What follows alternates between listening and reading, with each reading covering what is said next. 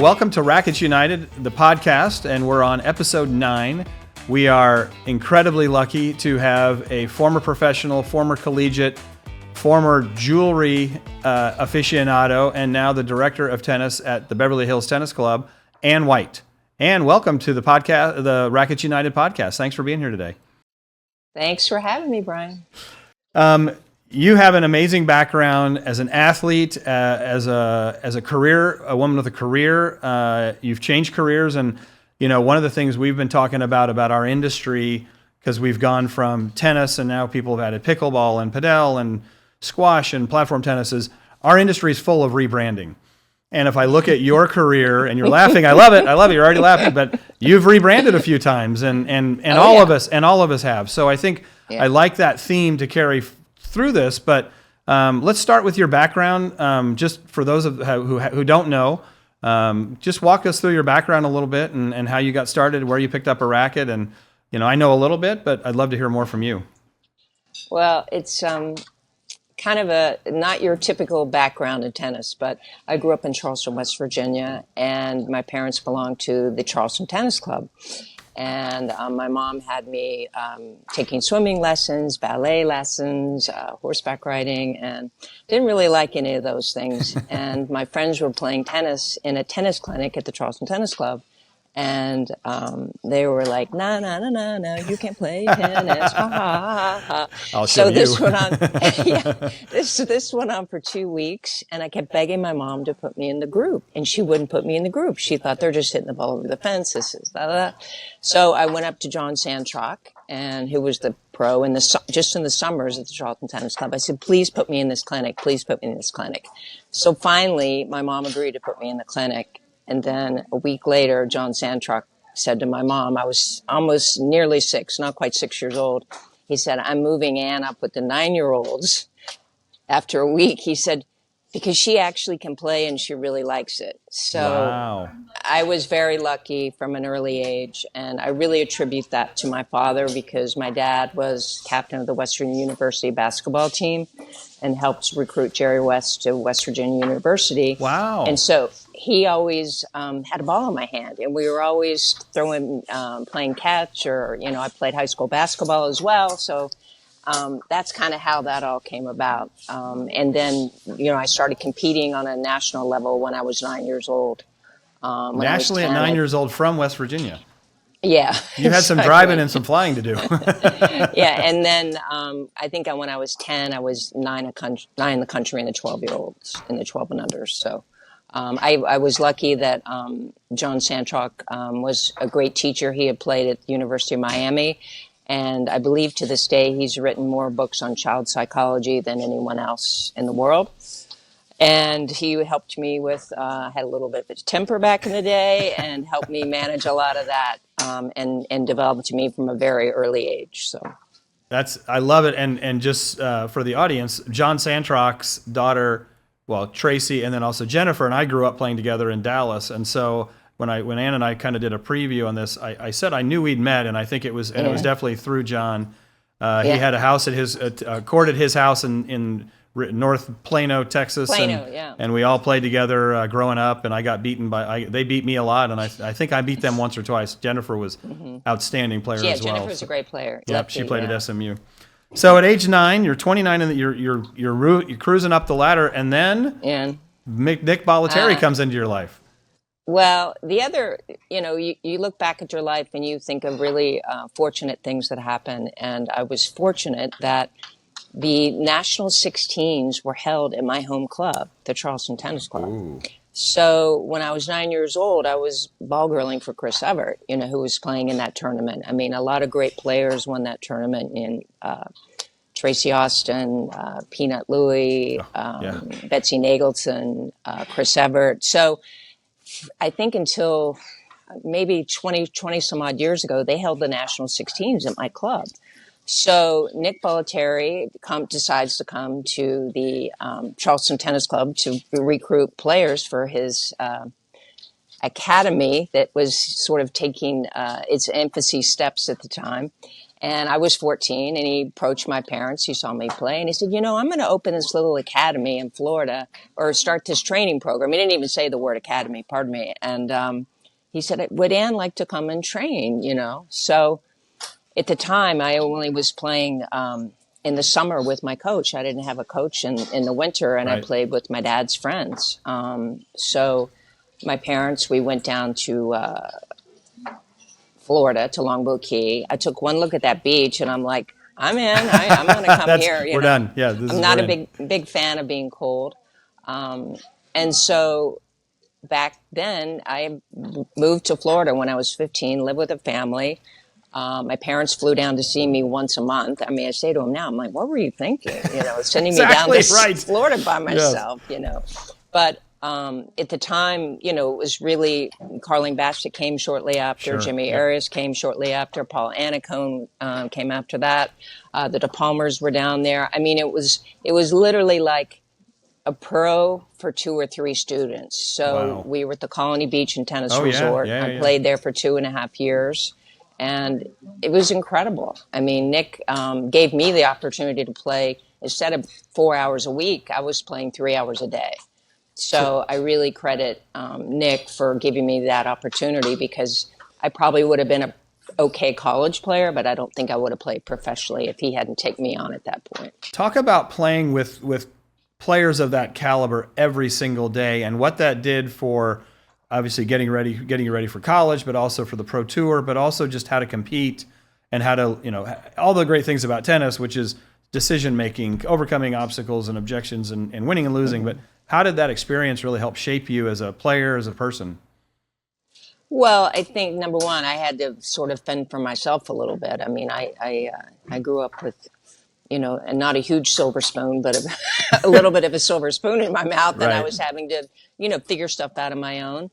But it also, you were inspired every day to be better and better and better and better. And really, that was Nick's secret formula, is he really got the players together at a time where, most of us were from the north, where, it was snowy in the winter and you couldn't get access to a lot of court time. And, it was incredible. I mean, you had to be disciplined with your time. You had to work on your game. And then the other thing is, in Florida, as you know, there's tournaments almost every weekend. So I was playing tournaments all the time. So it's like anything. I mean, if you put the hard work in, and you're playing those tournaments and you're putting a lot of practice hours in, you're going to get better. I mean, there are no shortcuts, and you will improve your game. And I was very fortunate. So. Unfortunately, Nick is no longer with us. He was a member of the USPTA at the time, now the RSPA, for many, many years. A couple words that just come to mind when you think of Nick. I mean, I love Nick. I mean, Nick was eccentric in the best of ways.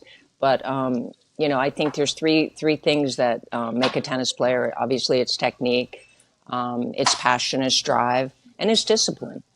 Nick was off the charts in discipline and passion and drive. Oh, wow. On technique, I'd say he was an 8. I mean, he was not known to be the greatest technical master of the game. Yep. But he really inspired you to want to win and be better. And I think it's such a lesson for any young player that's trying to play, that they have a mentor, they have a coach that really believes in them, because with that, you can push yourself beyond your limits and surprise yourself and do great things. And if you don't have that, it's very difficult. So jumping forward a little bit, is that something you have kind of translated into your work as a director in Beverly Hills? Like, are you kind of following that, or have you modified that a little bit? I work with a lot of different kids, which I love. It's very rewarding. And most of the kids are, trying to make their high school team or junior high team. And, love that. They're very passionate. And so far they've all made their teams, and been very happy with that. And that's, I think today with social media and the bullying that goes on and everything in schools, it's so important for these kids to have sports in their life at some point. And tennis, as you know, is so great because you can play it your whole life. And it really helps increase confidence and build friendships. And there's so many life lessons to learn in that. So, yeah, I try to, I don't think I'm quite as eccentric as Nick, but That would be I try hard to instill emulate. that- I don't know Yeah. that anybody's quite got there, Yeah. which is good because he was absolutely his own person. You went to USC, played number 2 at USC, were an All-American. You soared at USC. Why'd you pick USC? And talk about your college tennis a little bit, and as it relates to college tennis today. And I know you work with the USC team a little bit today, or at least play with them some. Talk about then and now. Well, I was fortunate enough to have a scholarship kind of wherever I wanted to go. And I remember we went looking for colleges, and I went to Stanford with my dad, and they really wanted me to go to Stanford. And they were super nice, and the campus was great. And that night, my dad and I had dinner in San Francisco, and I said, "Dad, I don't study enough to go here." I said, I don't think this is going to work at Stanford. Okay, good reality check. It, Yeah, right. it was really between SC and UCLA. And Dave Borelli was a great coach, and they had quite a dynasty back in the day. And I love the slogan, "Once a Trojan, always a Trojan." Yeah, there was a real sure. loyalty there. And it was a much smaller school. I came from a very small high school. So my parents were concerned about me going to a much bigger school. Sure. So, some of and I joined a sorority at SC, and some of my dearest friends to this day are my friends from USC. Nice. And now Allison Swain brings her team over here to practice at the club, which is great. I've gotten to know some of the girls. In fact, we were supposed to have an exhibition this past Friday, but it's been pouring rain for 5 days in a row here. But so that's been fun to help with the girls' team a little bit, and hopefully inspire them as well. So. I love that. One more thing I want to say about SC. We were undefeated my freshman year. Oh, wow. And we were so good that I would race my teammates. It wasn't if I was going to win. Who's going to win faster? Oh my gosh. Okay, that's on the changeovers. I would sprint to the other side. No water. We don't need a towel. We're good. No. No. Keep I had to keep win this train faster. moving. That's awesome. So it was an incredible experience for me, and I loved SC. And of course, you can't beat the football games either. No. So Illinois was not a consideration back in those days. No, just to be it was clear. not. Shoot. Okay. All right. So then you turn pro, and you're able to turn your passion and your amateur status into professional, and talk about how that decision came about. And were you ready? I mean, were you really ready? And how did it work? And talk about life on the tour a little bit. I started playing professionally my sophomore year as an amateur, and I was 35 in the world. And, I just felt it was time. So I left school after my sophomore year and felt it was time to give it a shot. And, it's tough. I mean, it's always been tough. I think back then, I wasn't traveling with the team and nobody was holding my hand. I mean, my parents would, we'll come to Wimbledon. I'm like, well, what about Eastbourne? What about Birmingham? Right. What about these other places where, the best hotel was a Holiday Inn, So I loved it. There are certain cities you like better than others. Happened to win the doubles in Dallas twice at SMU. I love playing in Dallas. That was a great play. I grew up in Dallas, so that's great. I love it. Love it. Great facility. And Moody Coliseum. Yep. But, life in the tour is tough. It's traveling. It's, in and out, competing. And you're by yourself a lot. And you've got to stay motivated. And, it's a grind.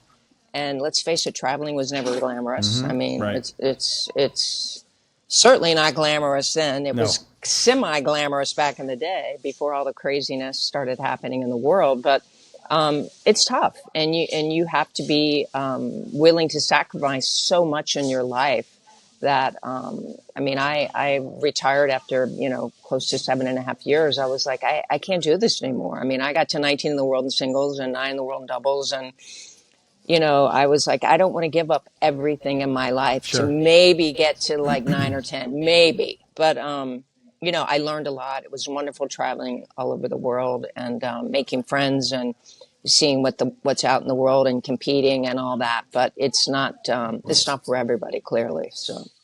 So what you don't know is that I've known Ian Hamilton not as long as you have, but I've certainly known him a long, long time, and I didn't know he was a co-conspirator in the bodysuit. So just talk about that. I mean, you made that famous for being making a statement, being fashion forward, talk about a brand. I mean, you establish yourself as a brand right there. If nobody knew you before that, if you were in the tennis industry anywhere or anywhere in the world, I think that made a statement. Just talk about how that came about and what happened after that. I know what happened at the changeover during the rain delay, but what happened to your life after that? Well, at the time, I mean, I was dating Ian, and back in, I think it was the mid '80s, '84 Olympics, FloJo was wearing tights, and people were starting to wear tights. Yeah. And during the sort of January through March season, he had given me these tights, these paneled. Remember those paneled Nike tights? Now I was on a contract with Pony, which I was going to ask you about that. Okay, yep. Okay, so to keep that in mind, I was under contract with Pony. And Ian gave me these tights, and we'd go play in Boston, or we'd go play in Chicago, and it's freezing. And let me tell you, one of the reasons I lived in California and Florida, I don't like being cold. I don't like it. It doesn't. Below 58 doesn't fly for me. It's freezing. So anyhow, he gave me these tights, and then I said, one day we were talking, and I made a joke, and I said, "Hey, can you imagine a white bodysuit at Wimbledon? Wouldn't that be wild and like blow everybody's mind?" And we laughed about it and didn't really think anything of it. And then we got to the French Open that year and met a guy named Carlo Grippo, who worked for Nike Italy. And we told Carlo about our idea, and Carlo's like, "Well, I'll get it made for you. I'll get it made by Nike, and you just put your Pony patches on there." Love it. And we're like, "Oh, great idea. Well, that was the French. 3 or 4 weeks later, he was supposed to send the bodysuit to me in London, and I didn't get it until the Thursday of the first week. Now, wow. It rained the first 3 days of the first week. I was playing Shriver, so my match was delayed, and it arrived the morning that I was supposed to play. Wow. And there were two suits. One was sleeveless. And I'm like, these are so sheer, I can't just wear one. My God, I can't do that. This is too much. And so then the second one was long sleeve. So I actually had two suits on. Oh, did you? Wow, okay. And then my dear friend Betsy Van Hoff, SC sorority sister of mine, who I was staying with, her husband played professionally, Robert, she sewed my patches on. So she put I love it. the Pony patch on. Yeah. So I was under contract with Weight Watchers and Sunbeam. So I had all my patches on. And then we went to play. I played Shriver that evening, and we didn't go on the court till 7:15. And so you're prime time. You are prime time. Staying light a little later there. Yep. And so we got on the court. I was so nervous I thought I was going to have a heart attack and die. And my friends Robin White and Mary Lou were looking over at me laughing because they thought, "Oh, Anne's done it now. Way to go, Anne!" But. So anyhow, in the warm-up, I'm shanking balls. I'm like, "Oh, my God, what have I done?" Because I changed in the shower, in the locker room. Nobody really knew I was doing this but my So you meant for it to be a surprise for everybody. Like you kept it under wraps as long as you could. Well, yeah, and yeah. I sort of investigated the rule. I did my Nancy Drew due diligence, and I found out that, what is deemed suitable tennis attire in the eyes of the All England Club, and it was predominantly white. I'm like, well, hey, and plus I was 24, Brian. I mean, come on, I was 24. And asking for forgiveness rather than permission, right? That's And the poor guy in the chair, I thought, because once you play 1 point, they can't make you change. So he said, prepare to get, to play. And then I took off because I had a tracksuit in the warm up. Right. And then I took off the tracksuit and I looked at the guy in the chair and I thought he was going to have a heart attack too. I mean, he turned beet red. I'm like, oh my God, what have I done? So then once you play a point, they can't make you stop. So I lost the first set. I think it was 6-3.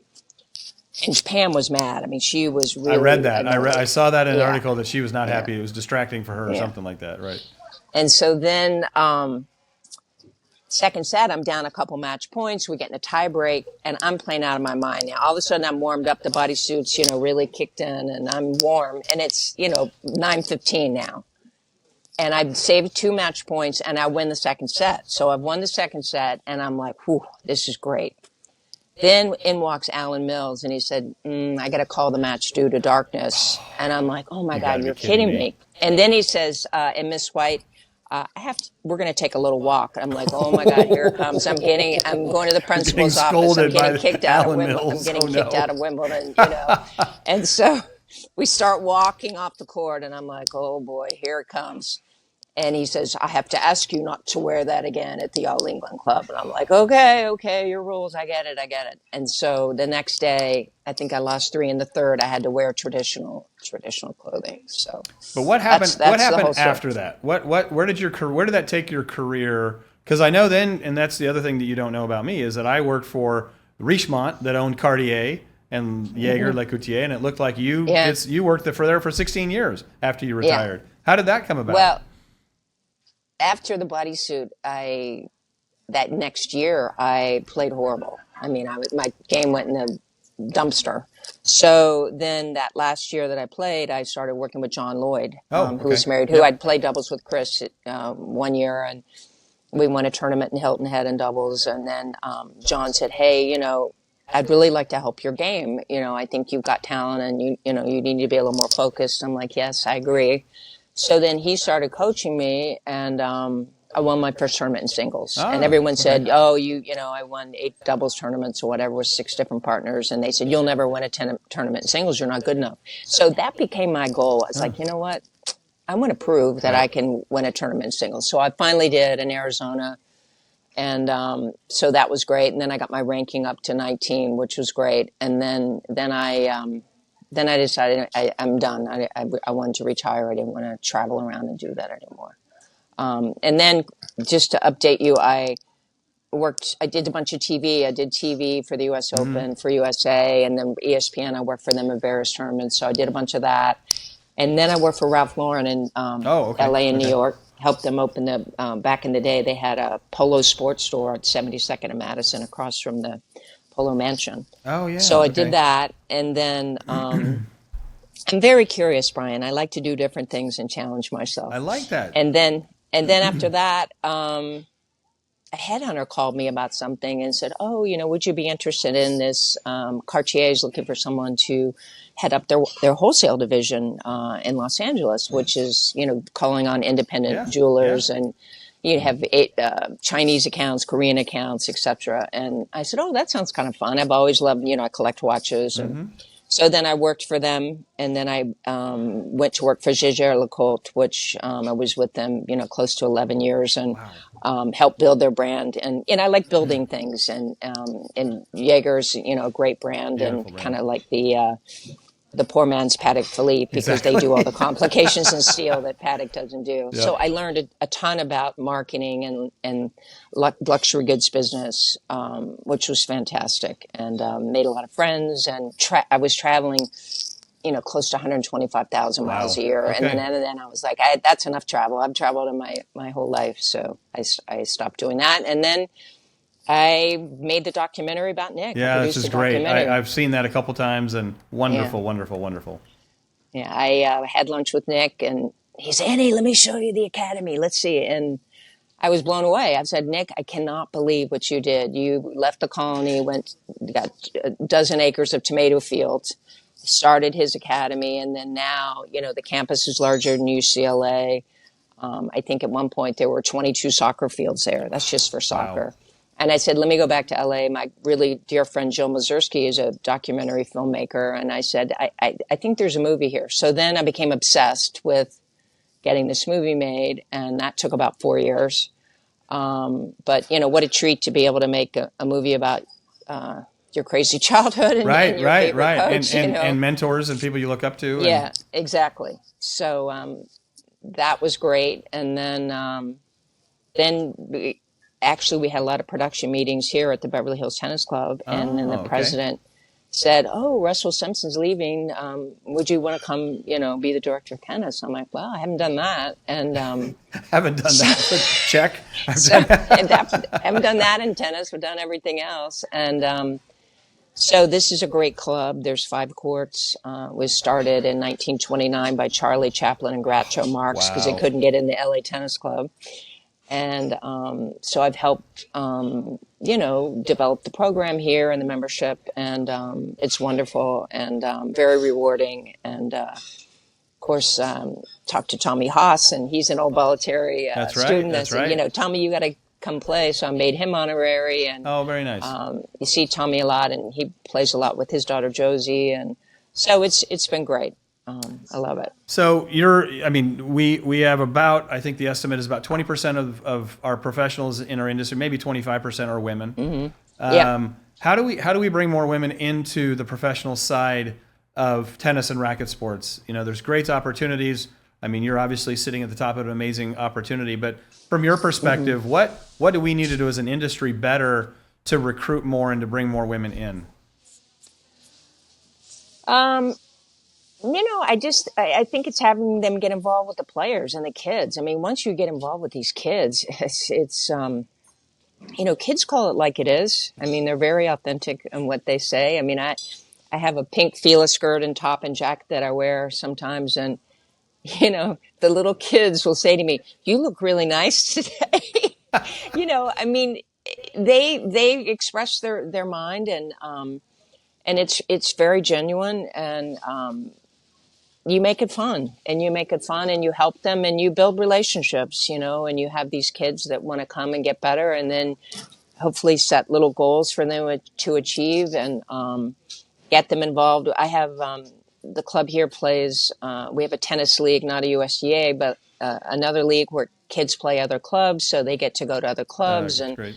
play matches, and I think that's important for getting over the butterflies of playing sometimes and going to a new place. And once they conquer it, they really enjoy it and they want to do it more. And I think the tennis club, at least for me, my mom used to drop me at the Charleston Tennis Club, and I'd stay there all day. Same. I'd hit balls on the wall. Exactly. And I would sometimes help out in the pro shop if I could. I felt really good if I could write up a can of balls or whatever. But the community that you have at a club with other members, and the Beverly Hills Tennis Club is small enough that, kids interact with adults and creates this community that is really nice. And I think in this, world that we live in today, community is so important. And when it's based on sports, it's healthy, it's positive, on so many levels. So I think it's really getting involved in that and seeing how rewarding it is. What advice would you give to women professionals? Because it sounds like as you've gone through your career and the different rebrandings you've done along the way, what advice would you give women professionals on advocating for themselves and asking for what they want and going for some jobs and options and opportunities? What's worked for you? Well, I think, I go back to my father again. He never told me I couldn't do anything. I never, grew up thinking I couldn't do that because I'm a girl. It was always, go get him. Let's go make it happen. So you have to remove those limitations from yourself from the get-go, that you're as good as anyone. And, back to mentor, I think if you can find somebody that can help you along the way, you can't be afraid to ask questions and ask for somebody to help you. I've always found in life that really nice people really like to help people. And those are the people you seek out. And they're usually very willing to give their opinion and advice and help you get on your way. And, I would just say, like anything in life, you have to be determined to pursue what you want to do. And there's no reason why you can't. If you've gotten properly equipped with, education and, of course, your RSPA certification as well, and meeting a lot of people. What would you tell professionals who are kind of building their career now and want to build a sustainable career in the tennis and rackets business? You've now been at Beverly Hills Club or Tennis Club how long? 8 years. 8 years. What advice would you give them for building a sustainable kind of long-term career there? It's all about relationships. It's really, we're all here, I think, on earth to connect with people and to help people out. And if you can help somebody, you help them, and I think people love to play tennis with the pro. And if you can give them pointers and help their game, do it. And I think, working with the kids, working with the ladies doubles team. I kind of always say I feel like a doctor sometimes because I'm writing prescriptions for everybody, and everybody's different, and they may not respond to the same thing that someone else does, and that's why I'm not a big fan of formula coaching, because you're always dealing with a different set of circumstances, whether it be personality, whether it be strokes, whether it be movement, etc. And you've got to try to make that person be the best that they can be. So, similar to read the room, it's read the court. You got to read the court and see what you're looking at and what that person wants to achieve. And I think I firmly believe that if you give them the tools to do that they can get to where they want to get. I love that.